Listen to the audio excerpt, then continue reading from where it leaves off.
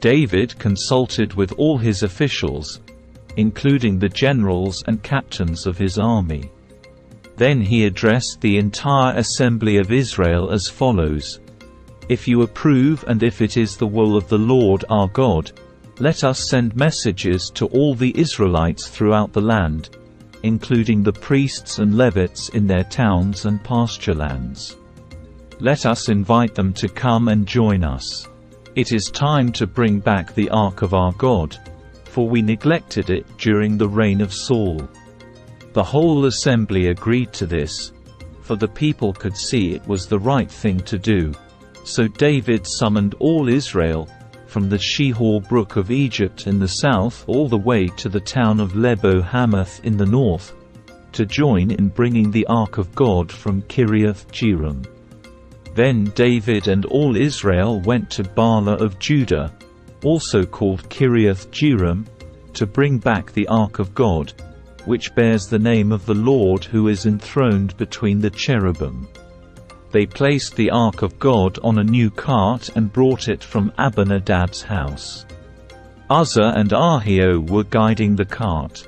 David and all Israel were celebrating before God with all their might, singing songs and playing all kinds of musical instruments: lyres, harps, tambourines, cymbals, and trumpets. But when they arrived at the threshing floor of Nacon, the oxen stumbled, and Uzzah reached out his hand to steady the ark. Then the Lord's anger was aroused against Uzzah, and he struck him dead because he had laid his hand on the ark. So Uzzah died there in the presence of God. David was angry because the Lord's anger had burst out against Uzzah. He named that place Perez Uzzah, which means, to burst out against Uzzah, as it is still called today. David was now afraid of God, and he asked, "How can I ever bring the ark of God back into my care?" So David did not move the ark into the city of David. Instead, he took it to the house of Obed-Edom of Gath. The ark of God remained there in Obed-Edom's house for 3 months, and the Lord blessed the household of Obed-Edom and everything he owned. Then King Hiram of Tyre sent messengers to David, along with cedar timber, and stonemasons and carpenters to build him a palace. And David realized that the Lord had confirmed him as king over Israel and had greatly blessed his kingdom for the sake of his people Israel. Then David married more wives in Jerusalem, and they had more sons and daughters. These are the names of David's sons who were born in Jerusalem: Shammua, Shobab, Nathan, Solomon, Ibhar, Elishua, Elpeleh, Noga, Nepheg, Japhia, Elishama, Eliada, and Elipholet. David, when the Philistines heard that David had been anointed king over all Israel, they mobilized all their forces to capture him. But David was told they were coming, so he marched out to meet them. The Philistines arrived and made a raid in the valley of Rephaim. So David asked God, "Should I go out to fight the Philistines? Will you hand them over to me?" The Lord replied, "Yes, go ahead. I will hand them over to you." So David and his troops went up to Baal-perazim and defeated the Philistines there. "God did it," David exclaimed. "He used me to burst through my enemies like a raging flood." So they named that place Baal-perazim, which means, "the Lord who bursts through." The Philistines had abandoned their gods there, so David gave orders to burn them. But after a while the Philistines returned and raided the valley again. And once again David asked God what to do. "Do not attack them straight on," God replied. "Instead, circle around behind and attack them near the poplar trees. When you hear a sound like marching feet in the tops of the poplar trees, go out and attack." That will be the signal that God is moving ahead of you to strike down the Philistine army." So David did what God commanded, and they struck down the Philistine army all the way from Gibeon to Gezer. So David's fame spread everywhere, and the Lord caused all the nations to fear David. David now built several buildings for himself in the city of David. He also prepared a place for the Ark of God and set up a special tent for it. Then he commanded, "No one except the Levites may carry the Ark of God. The Lord has chosen them to carry the Ark of the Lord and to serve him forever." Then David summoned all Israel to Jerusalem to bring the Ark of the Lord to the place he had prepared for it.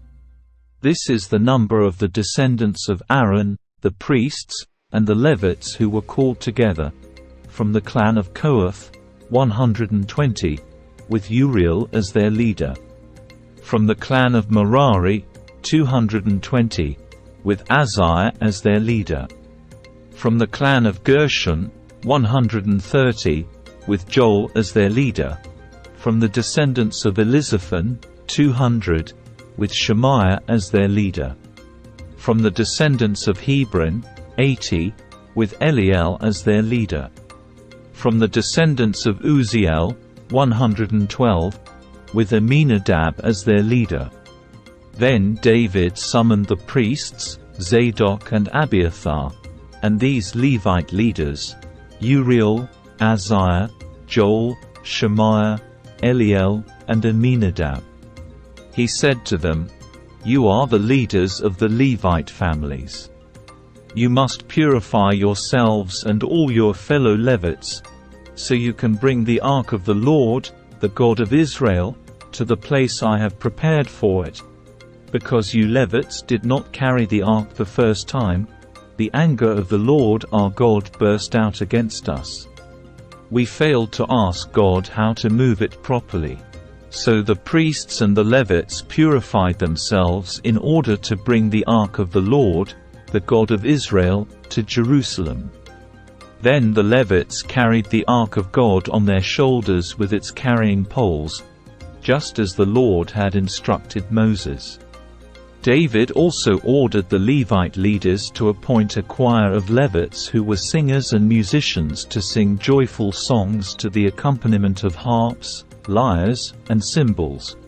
So the Levites appointed Heman son of Joel along with his fellow Levites, Asaph son of Berechiah, and Ethan son of Cushiah from the clan of Merari.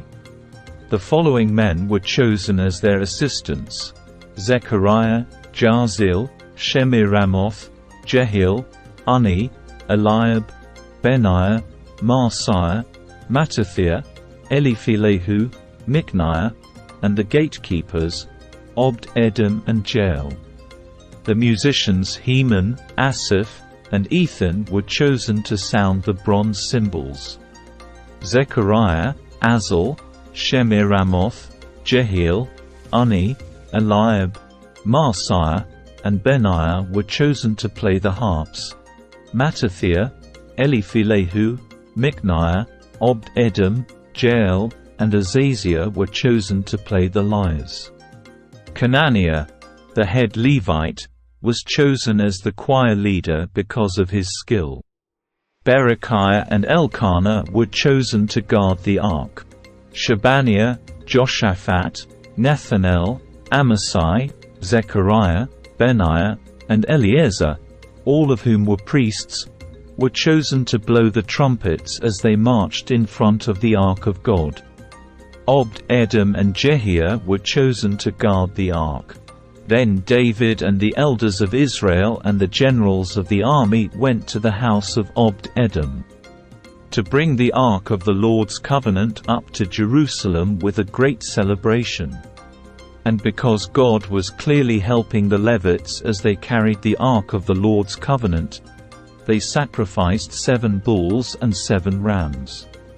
David was dressed in a robe of fine linen, as were all the Levites who carried the ark, and also the singers, and Kenaniah the choir leader. David was also wearing a priestly garment. So all Israel brought up the ark of the Lord's covenant with shouts of joy, the blowing of ram's horns and trumpets, the crashing of cymbals, and loud playing on harps and lyres. But as the ark of the Lord's covenant entered the city of David, Michal, the daughter of Saul, looked down from her window. When she saw King David skipping about and laughing with joy, she was filled with contempt for him.